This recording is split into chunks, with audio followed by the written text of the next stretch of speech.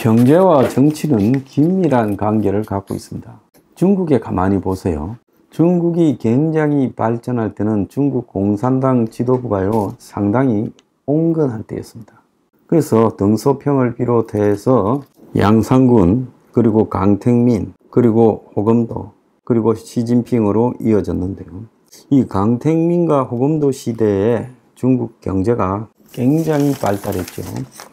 자, 그런데 이제 시진핑이 중국 경제의 발전이 용도를 다하는 시점에 등장해서 중국몽이라는 황당한 꿈으로 미국과의 시비를 걸었습니다. 그래서 미국이 중국에 대한 견제가 그냥 미국의 정책의 1호가 될 정도로 심해졌고, 이것은 경제적으로도 안보적으로도 심해졌어요. 그러니까 중국 경제가 내리막길로 접어드는 부분에서 미국과의 지금 충돌이 발생하면서 결정타를 맞게 되는데요. 자, 시진핑은 그것도 모르고 기존의 중국의 경제 호황을 가져온 붉은 자본주의자들을 갖다 또 탄압하기 시작해서 그야말로 알리바바도 탄압하고, 또 중국의 뭐 각종 인터넷 IT 기반 기업들을 다 탄압하기 시작했습니다. 거기다가 이제 부동산 기업에 대해서도 통제하기 시작하면서 시진핑이가 흔들흔들 그야말로 중국 경제의 급속한 한 20년 발전 과정에서 숨어있던 여러 모순들을 다 건드려 버렸어요. 과거에 중국의 지도자들이 그런 모순들을 알면서도 방치해 왔습니다. 왜 방치했냐? 어쨌든 성장하는 과정에서 모순 없이는 성장을 시키기가 어렵다. 그래서 빚을 내어서 유사한 이 지방의 부채, 국가 부채가 아닌 그림자 금융을 통해 가지고 빚들을 쌓아가면서 중국의 공산당이 가진 땅을 갖다가 부동산 업자들에게 팔고 그 돈으로 또 개발 자금을 동원하고 이러면서 중국 경제가 성장해 왔습니다. 그 속에는 엄청난 부패도 있었고, 그것이 나름대로 부패 자본주의에 기반한 중국 공산당의 이 생존 전략이었어요. 그런데 그걸 시진핑이가 정적을 척결한다면서 부패 척결을 내세우고, 그래서 지 빼고 나머지 편의 부패는 다 조졌죠.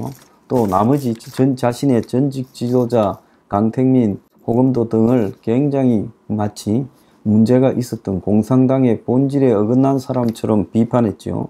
그러면서 시진핑 사상을 집어넣기 시작했습니다. 자, 그때 이제 중국은 망하는 게 예정된 거예요. 그래서 시진핑이가 지식이 짧아서 그야말로 중국 경제가 어떻게 성장해왔는가라는 걸 알지 못하고, 내가 중국 경제를 꽉 쥐고 앞으로도 더 내 방식으로 더 성장시킬 수 있다라고 생각한 거예요. 오늘 아침에 시진핑이가 중국의 금융계에다가 이제 또 칼날을 들이대서 부패의 온상이고 허황한 경제다라고 하면서 중국 금융계에 대한 부패 척결 사정에 착수했다는 거예요. 그래서 고액 연봉, 중국 사람들 중에서 금융계에 다니는 사람이 매덕 단위의 연봉을 받는 사람이 많지요.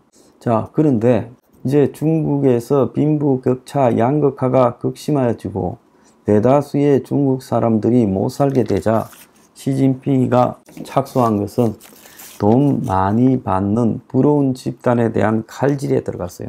그래서 시진핑이가 1년 반 동안 금융인 130명을 체포하고 연봉이 5억 5천이 넘으면 몇 년 전에 것도 다 반납하라 그러고, 이렇게 이제 칼날을 들이대니까 중소은행이 2달 만에 60개가 사라졌다고 합니다. 한마디로 중국 경제가 부패와 또 유착, 관시라고 부르는 관계 커넥션의 속에서 성장하게 됐다는 걸, 그걸 시진핑이가 인정하지 않아요. 자, 그러니까 중국 경제가 완전히 무너지는 상황으로 가고 있는데 기름을 부었어요. 그는 고액 연봉, 즉 연봉차가 이렇게 크다라는 게 지금 대다수의 중국 서민들한테 상실감을 준다고 칼질을 하요. 그러니까 시진핑이가 공산주의 특유의 대중적 지지를 받는 방법으로 중국의 여러 군데 칼질을 하고 있는데, 이런 칼질들이 그나마 부패 경제에 기반해서라도 성장해온 중국 발전 모델들을 파괴시켜버리는 형태로 작용하고 있다는 거예요. 그래서 중국에는 이제 금융계도 해외로 다 도망간다. 이걸 지금 보여주는 거죠. 그래서 제가 이 이야기를 하고 있는 것은 한국과의 비교라는 겁니다. 지금 시진핑이가 그야말로 교조적으로 지금 중국 경제에 칼을 대기 시작하니까 지금 중국 경제가 다 무너지고 있어요. 그런데 중국 경제의 본질은 회복이 불가능하다는 게 요즘은 이제 많은 사람이 인정을 하지요. 작년까지만 해도 내가 수년째 그런 말을 해도 아무도 인정하지 않았어요. 이제는 중국 경제가 끝났다라는 걸 대부분이 다 알고 있습니다. 자, 그러면 한국의 지금 부동산이 6년째 최고 가격을 기록하고 있다고 야단이에요. 부동산이 최고 가격을 기록할 때는 그 부동산의 가격을 받쳐줄 만한 경제적 성장과 성장에서 떨어지는 과실들의 분배가 있어야 되는 거죠. 그래서 강남의 수십억짜리 부동산은 자기들끼리의 노름이라고 치더라도 수십억에서 뭐 20억, 20억에서 10억 이런 것들은 그야말로 중산층, 상층들의 게임이 돼야 되는데 한국의 90%가 10억도 없잖아요. 그러니까 10억이 있어야 상위 10% 안에 들어가는데 그러면 지금 한국의 아파트 평균이 서울에 12억, 3억 한다는 거는 그야말로 상위 10%도 넘는 한 8% 이상의 자기들끼리의 게임이다라고 봐야 되는 거예요. 그러면 한국의 국민들의 상위 8%라고 하면 58, 40, 400만 명의 게임이라는 거예요. 그럼 400만 명을 가구로 놔두면 200만도 안 되는 백수십만 가구끼리 지금 팔고 사는 문제예요. 서울에 요즘 아파트 가격이 올라가는 거예요. 그러면 작년부터 올해까지 이 정책 자금 받아서 아파트 산 사람들, 그 사람들이 다 기존에 가지고 있는 거나 빚낼 역량이 있다는 거는 그야말로 상위 한 10% 안에 넉넉하게 드는 사람들끼리 이야기인 거예요. 그러면 그 사람들이 작년부터 아파트를 샀다면 지금 살 거 거의 다 샀잖아요. 그러지 않습니까? 작년에 수십만 가구가 샀고 올해도 수십만 가구가 샀으면 아파트를 더 살 사람이 있나요? 그래서 내가 볼 때 살 사람이 거의 다 샀다라는 게 지금 제 생각인 거예요. 오늘 아침에 보면 한 달에 5번이나 대출금리가 올라가면서 영끌족들이 지금 난리가 났다라고 이야기가 여기저기서 나오고 있습니다. 시장 금리는 떨어지는데 주담대 금리는 한 달 새 17번, 지금 5대 시중은행에서 17번을 올렸다고 합니다. 그래서 1억 5천만 원을 빌리면 연 이자가 보름 만에 135만 원이 늘었어요. 그래서 내가 지금 상식적으로 계산을 해보면 경제가 성장해서요, 신흥 중산층들이 막 늘어날 때 아파트 투기로 아파트 가격이 올라가는 거, 그거는 실수요자에 의한 부분이 투기보다는 좀 더 크겠죠. 그런데 경제가 지금 내리꽂히고 있어요. 8월달보다 9월달이 더 안 좋다고 합니다. 그래서 지금 나오는 이야기가 건설업 이어서 제조업도 고용 한파가 몰아치나 산업연구원에서 지금 9월 수출 내수가 악화될 거라는 전망을 했어요.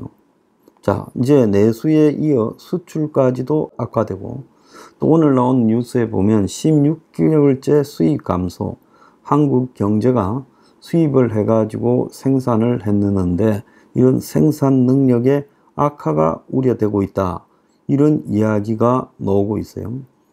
그래서 전반적으로 제조업도 이제 궁지에 몰리고, 자, 자영업자 폐업이요, 지금 6개월째 계속 폐업자가 늘어서 자영업자가 코로나 이후에 6개월째 감소하고 있다는 거예요. 그래서 전체적으로 보면 우리나라의 지금 경제가 역사상 가장 험난한 상황으로 접어들고 있다는 우울한 지표들이 나오고 있어요.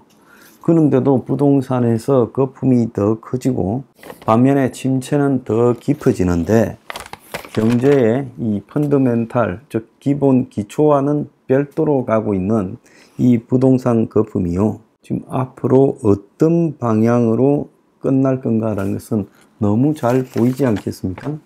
그래서 중국 경제가요, 자, 아무리 부동산을 부양하려 해도 실패했고, 또 아무리 그 그림자 금융을 숨기면서 더 이렇게 늘려가도 결국은 그 그림자 금융이 숨겨지지 않았고 드러났고 지금 중국의 지방 정부들까지 붕괴되고 있어요. 그래서 중국 경제가 이제 잘 살기는 불가능하니까 잘 사는 소수를 두들겨서 못 사는 다수를 만족시켜 주겠다는 그야말로 문화혁명식 방식으로 급격하게 이동하고 있다. 저게 이제 마지막에 죽기 전에 가는 방식이에요. 자, 그러면 이 마지막에 부동산을 부양시켜가 이 경기 침체에 경제를 살려보겠다고 하는 이 어리석음 또한 뭐가 중국의 시진핑 정권과 다르냐는 겁니다. 정신 차리세요.